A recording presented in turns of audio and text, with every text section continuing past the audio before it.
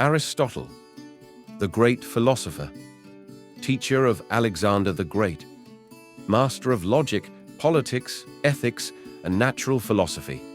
But when it comes to economics, some say he was out of touch.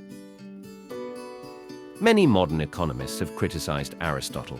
They claim he didn't understand trade, rejected lending with interest, and failed to see what we now call the market's greatest strength, its ability to regulate itself.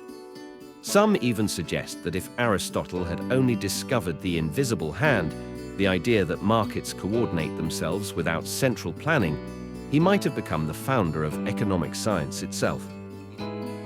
But in the 20th century, one powerful thinker turned this view upside down.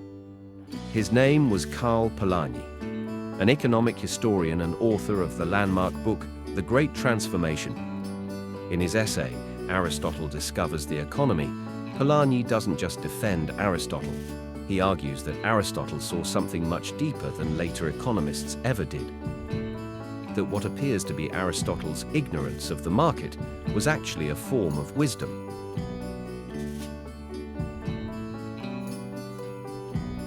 Classical and especially neoclassical economists often portray Aristotle as someone stuck in the past.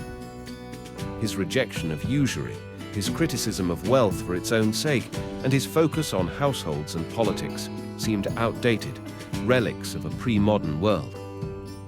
Adam Smith's view of the market as a self-regulating system governed by the invisible hand became dominant.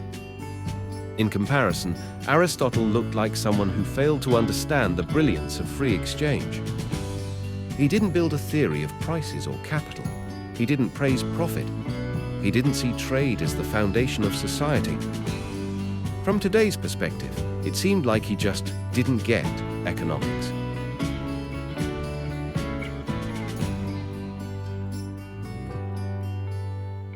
Polanyi completely rejects this idea.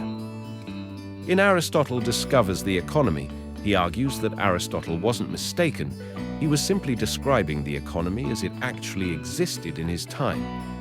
And in Aristotle's world, there was no such thing as a self-regulating market.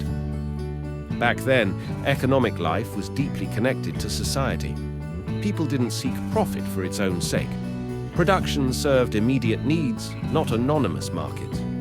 Trade existed, yes, but it wasn't the driving force of the economy.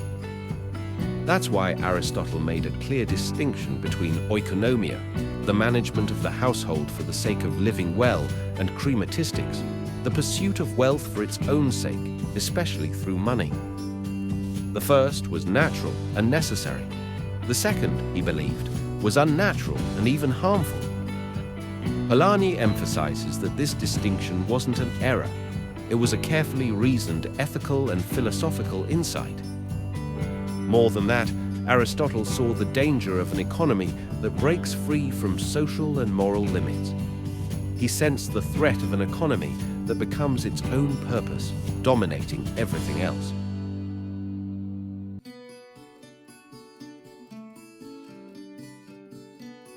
Polanyi's larger point is radical. The modern idea of the market is not eternal or universal. It's a historical invention created only in the modern era. Before the 19th century, labor, land, and money were not treated as commodities. Exchange was regulated not by markets, but by customs, social norms, and moral obligations. Trade was embedded in society, not separate from it. The self-regulating market system, the kind we now take for granted, only emerged during what Polanyi calls the Great Transformation. This was the period when traditional communities were dismantled and economic life was reshaped to fit the needs of capitalism. From this point of view, Aristotle didn't fail to recognize the market. He simply couldn't see something that didn't yet exist.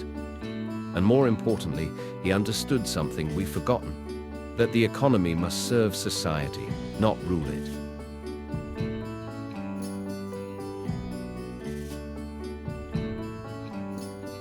The old critique of Aristotle as a bad economist becomes less convincing when we look at the world around us. Our belief in the free market's ability to self-correct has led to growing inequality, financial crises, and environmental breakdown. We live in a world where economic growth is treated as a goal in itself, and everything else, from ethics to ecology, is made to serve that goal. Both Aristotle and Polanyi remind us, the economy should not be an autonomous force. It should be embedded in society, guided by reason, justice, and human well-being.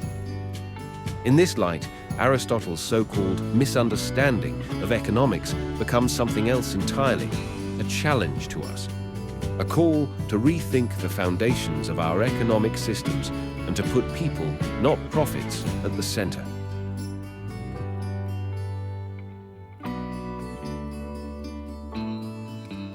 Aristotle wasn't an economist in the modern sense, and maybe that's a good thing.